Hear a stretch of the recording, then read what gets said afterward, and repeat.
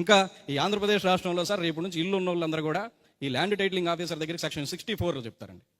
Section 64 నాకు ఈ భూమి ఉంది అని సెక్షన్ 7 ప్రకారం వెళ్ళి నోటిఫికేషన్ ఇచ్చిన తర్వాత వెళ్ళి పేపర్లో ఇస్తారండి. వెళ్ళి కనుక తెలియపరచకపోతే లేదా అతను ఇచ్చిన సమాచారం కనుక అతను తప్పు అని కనుక అనిపిస్తే వాళ్ళకి 6 నెలలు ఆటోమేటిక్గా జైలు, 50,000 రూపాయలు ఫైన్. ఇంకోటి సార్, ఇప్పుడు దాకా ఇల్లు కొనుక్కోవాలంటే సెక్షన్ 50లో చెప్తారు, రిజిస్ట్రేషన్ శాఖ మీద వీళ్ళకి పూర్తి అధికారాలు ఇచ్చారండి.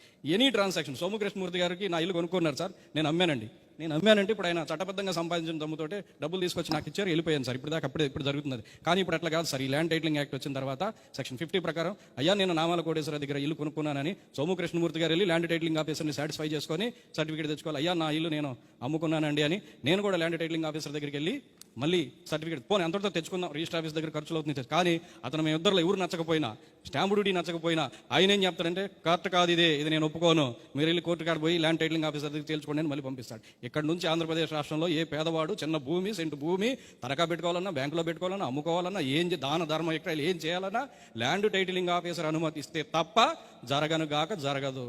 ఇది సార్ ఆంధ్రప్రదేశ్లో రాజ్యాంగబద్ధమైన హక్కు ప్రమాదంలో పడుతుందని మేధావి వర్గంగా మేము ముందుకు వచ్చాం. దీనివల్ల న్యాయవాదులు ప్రజల తరపు నిలబడ్డారు.